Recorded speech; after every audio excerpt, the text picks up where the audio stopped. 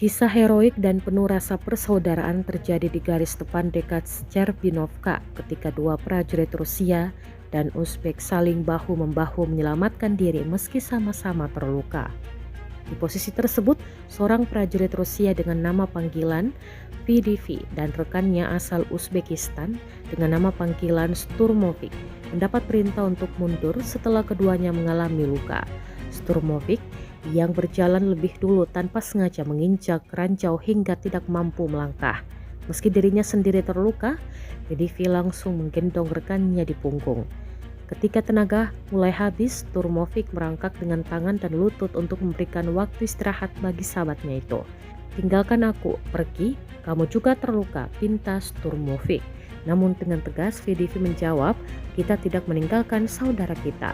Peristiwa ini menjadi simbol solidaritas dan rasa setia kawan di medan tempur.